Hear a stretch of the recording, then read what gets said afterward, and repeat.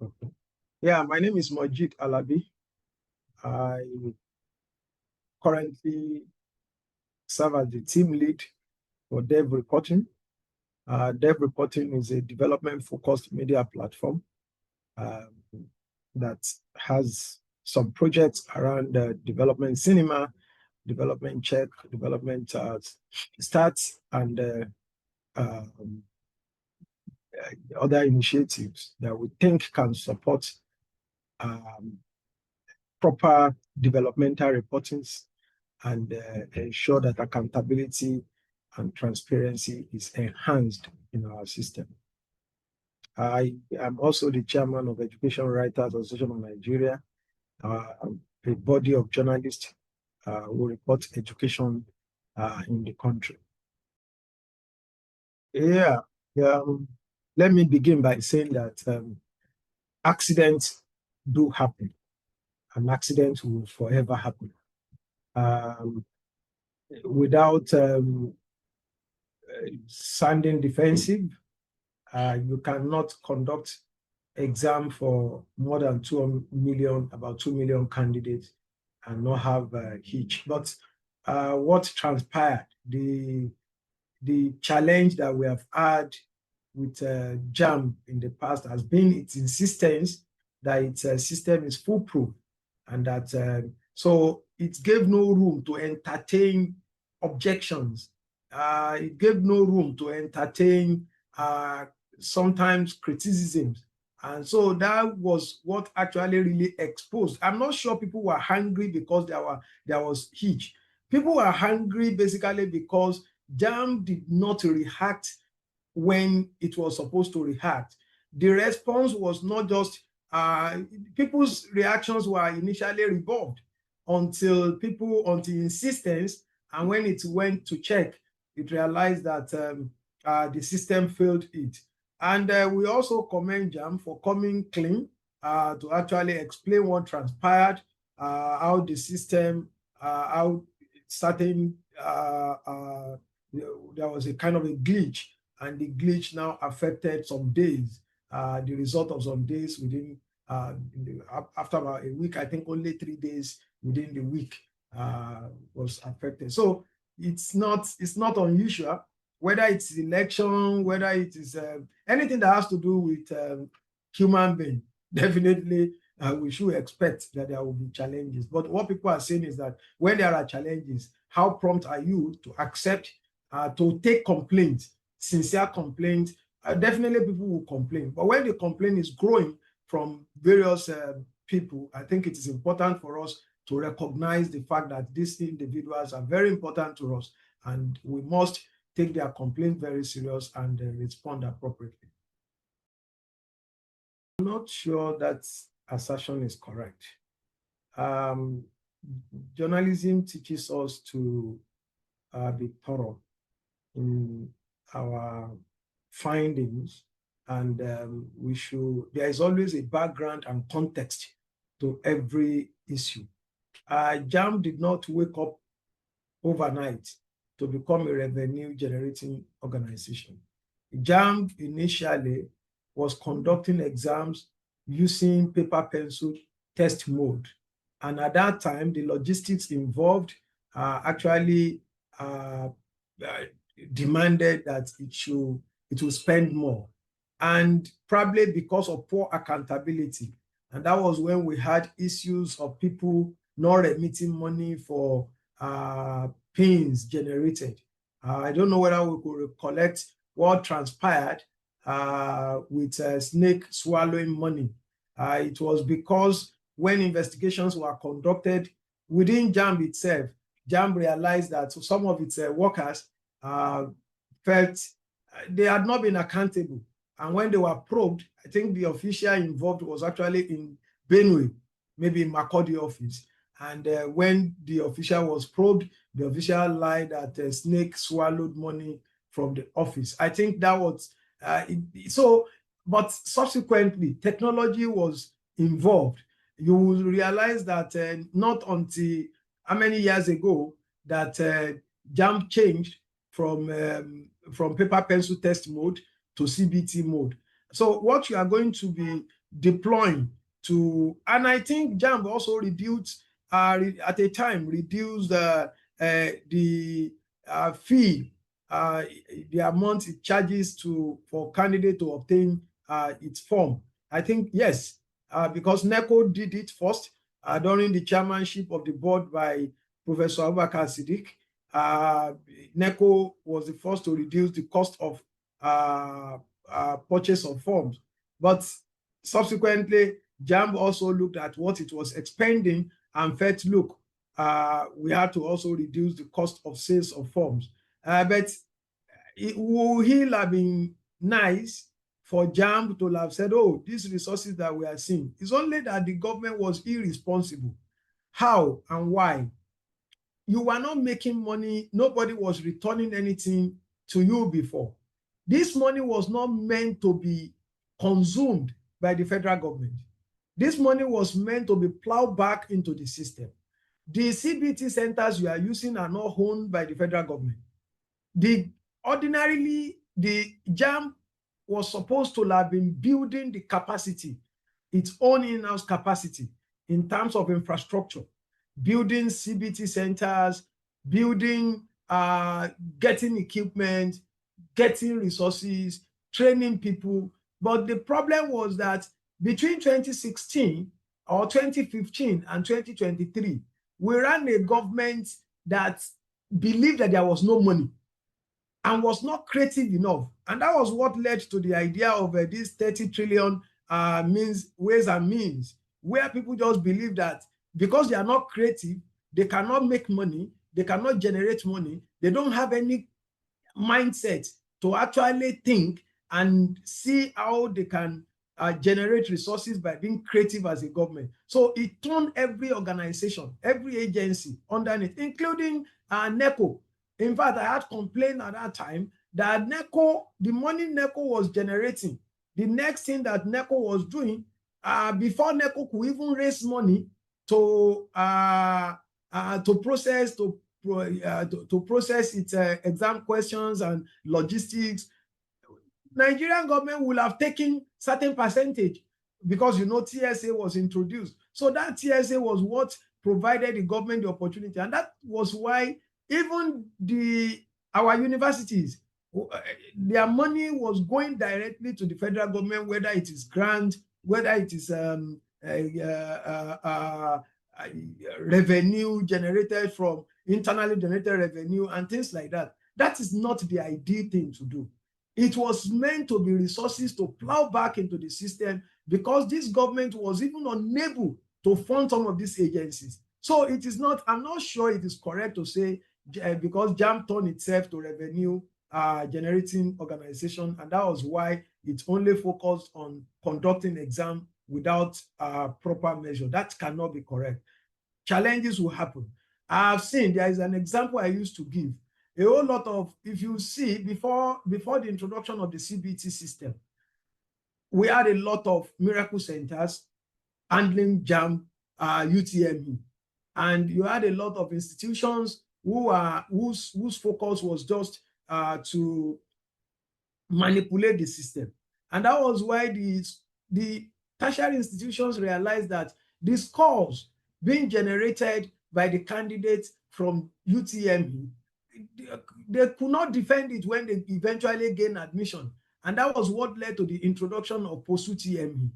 But in the last 3-4 years, most of these institutions have been saying, look, it seems that what we are having seems to, when the candidates eventually come in, it seems that they can defend the result, because even when they conduct post-UTME, there's a kind of a consistency in what they earn as what they made in UTME and what they got in post-UTME. So the consistency had come in within the last 3, 4, 5 years. So they are probably because the rogue website, the manipulators, the special centers have, at least to a large extent, been tackled through adequate coverage. This is not to say that there are no challenges with JAMB. Yes, a lot of challenges, whether it is administrative, whether it is technical, whether it is, they are always there. But in terms of improvement in the conduct of the examination, I think we should be fair enough based on my own findings and based on my interaction with the education sector and based on what I've seen and what I've been able to generate, I realize that there is massive improvement. So is it perfect? Never. It is not perfect. In fact, someone will tell you that the CBT mode that is being conducted is actually not even the standard CBT system. But this is a subject for debate. Yeah, thank you so much. I think it's very important for us to also realize that if you look at the nation's education sector, what we felt should be able to help our system seems to have come to actually further destroy the system. And that is where technology comes in. Three things: you don't give what you don't have. Currently, as I speak to you, there is a kind of a 200,000 shortfall of teacher in terms of the number of teachers needed to meet up with the student-teacher ratio in Nigerian basic and secondary education sector. 200,000 is no small number. That's number one. So you go to most schools, you realize that it is indigenous language teachers that will be teaching English. It is a teacher who is meant to teach physical and health education that is teaching mathematics. So what do you expect? Most of these exams being conducted are not exams meant for only Nigerian candidates. And that is just for public schools, the number of the shortfall that we have. Look at what we have, what we regard as private schools. How many of these private schools are actually up to standard? Many of them are mushroom schools. So these are the issues. You cannot conduct exams in such conditions and expect the students to perform very well. You also have to look at who are even the teachers. The Teachers Registration Council of Nigeria conducted exam recently. It released its results in May. And we realized that out of about 12,000 people that sat the exam, only, I think about 4,000, more than 4,000 of them failed the exam, that they are not qualified to teach. And those are the people who appear to actually sit the exam. What you find in most of the private schools that you call private schools, they use secondary school leavers as teachers. So what are they going to teach? These are people who have not even successfully passed their SSCE, and these are the people who are now teaching in these schools. So those are the issues. Number three is the fact that you have to also consider the infrastructure in some of these schools. Schools without laboratory, schools without workshop, schools without practical items. So what do you expect from them? You don't expect anything than failure. And the thing that now destroy it more is that rather than Nigerian students, because we have lost that moral compass, the value system is terribly bad. An average person is preaching prosperity. The family is also asking for money from young children who ordinarily are meant to be fed. They are the one now providing for the family. Some of them are engaging in various illicit things. You have situations whereby those who are engaging in what is rampant now is that you see a lot of people, what are they engaging in? They say, I'm a content creator. They go on TikTok. So the technology that ordinarily should assist our children in learning has now become a kind of a harm because it is now distraction to them.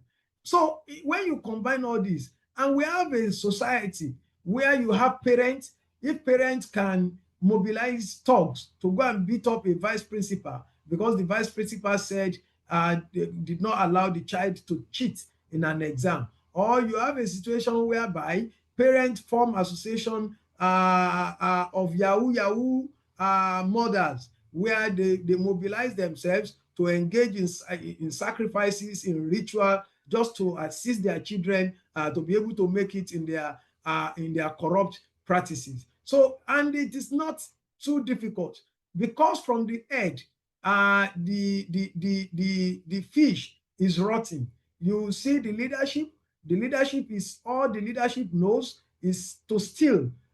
So when you ask children today, those people who used to be our models in the society, nobody want to emulate them. Ask them whether they want to be teachers, they say never.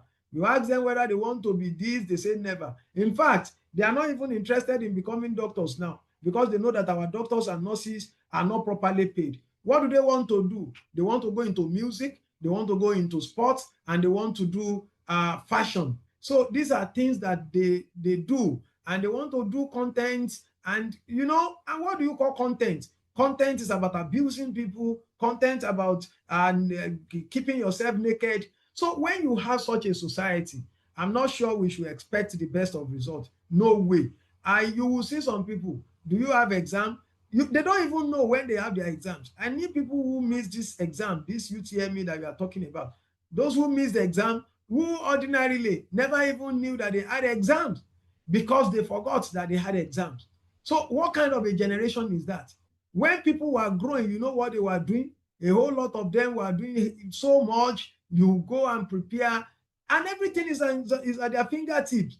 This is a generation that you just use Google, you get whatever from Germany, from Europe, from Asia. You know how people were trying as much as well to get books to even read at a time. They will have to go and dig libraries, move from one library to the other, distance. So when people talk about people are traveling distance to write exams, ask anybody.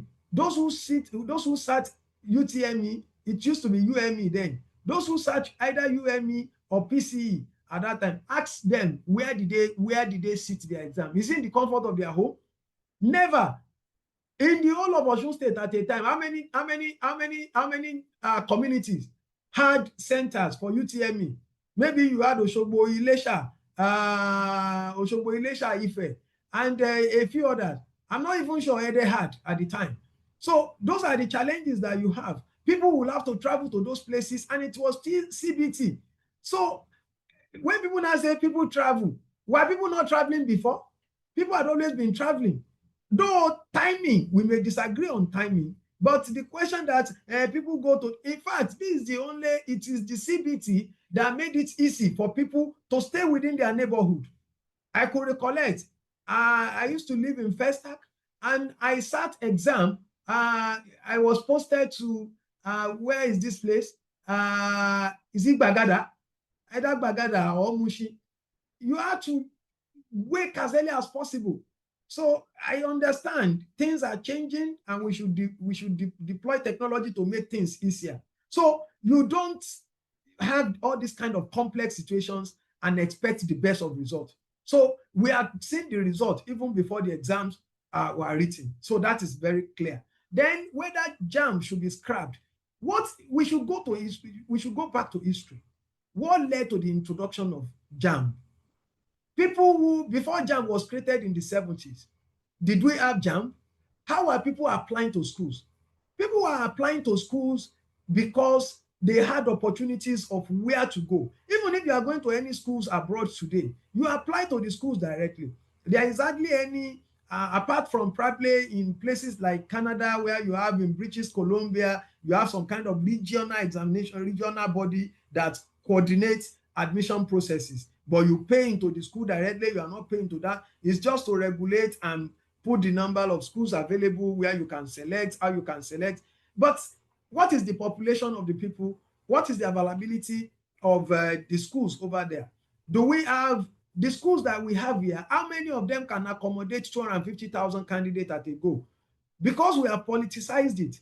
You have created a system where every politician must have one examination body, must have one tertiary institution in one place or the other. You have existing institutions that already had facilities that you should just expand them and make them to be able to accommodate more. But the next thing you are going to do is to go and say you start one in Otuoke, you start one so in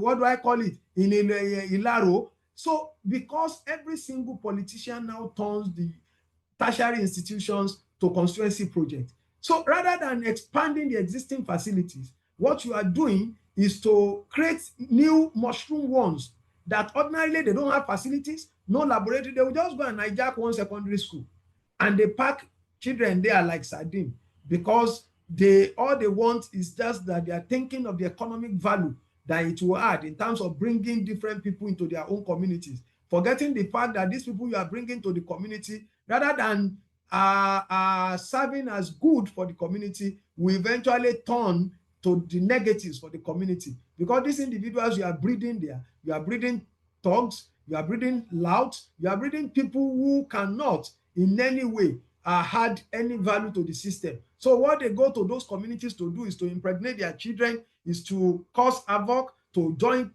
cultism, to create problems for the communities. So those people, they are just looking at the political value that those things are going to add. So the essence of JAMB, without deviating, is to be able to regulate.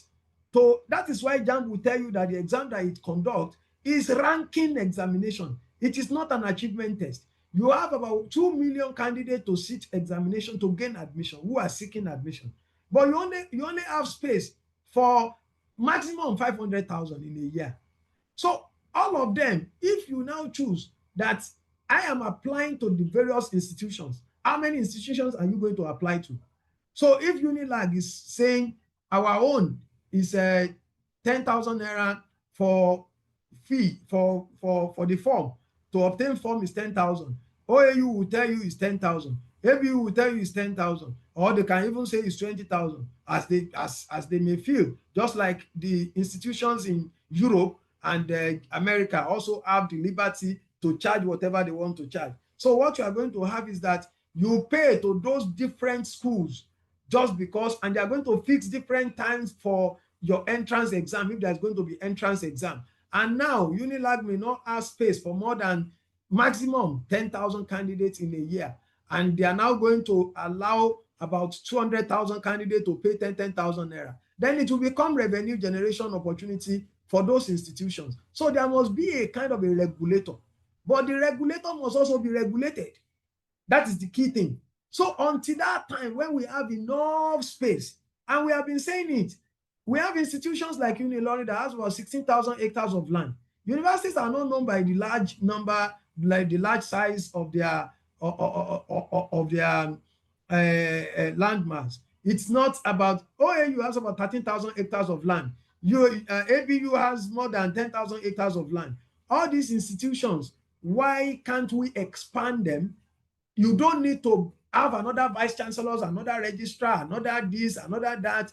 Rather than creating those new set of people in one mushroom, you say one is in Kashere, one is in Wushere, one is in Foye, one is in Ekiti, one is. So why are we creating this multiplicity? And the people who are meant to advise them, because they are the beneficiaries, because they are the one that are going to be vice chancellors, going to be registrars, going to be. So when they are advising them, they say create so that we can have opportunity. Then you know ethnicity, politics of ethnicity, politics of region, politics of religion. Those are the challenges that we normally have in this part of the world. So if we don't address all those things, there is no way you will not have JAMB. JAMB will be the one to regulate. JAMB will be the one to conduct that kind of exam for all the institutions. Though, really, admission is a business of the Senate of every tertiary institution, especially the universities. But how do you allow all the candidates? You can imagine, you as a parent, you have a child who wants to go to university, and he has had to apply to 10 institutions, and he's paying to all these 10 institutions, and none of them, at the end of the day, is able to admit that candidate. So what do? We have seen a lot of abuses by the university management, polytechnic management, where merit is buried. A whole lot of them will say, oh, we have a VC's list, we have Dean's list, we have a host communities list, we have an education less advantaged as this, so you have lists from politicians. Even if it happens now, there's a kind of openness, there is a kind of accountability, because whatever you say, these are the requirements for you to gain admission to our school, it props up. Immediately you put on the CAP, Central Admission Processing System, that was introduced by JAMB. So if somebody scored 300 and another person scored 250, and you leave the person with 250 you leave the person with 300 to go and admit the person with 250, you have explanation to make. I think that's the essence of JAMB. But if people believe that everybody should be applying to different universities. Then the universities, the tertiary institutions will be making more money. When they are making more money, they just use your money to do whatever they want to do, and you are unable to defend it, to explain it, because I can't imagine one person applying to 10 institutions, paying to those 10 institutions, traveling to those 10 institutions to either do test or do oral interview or do whatever. So all those ones are actually going to affect the conduct of admission processes in the country.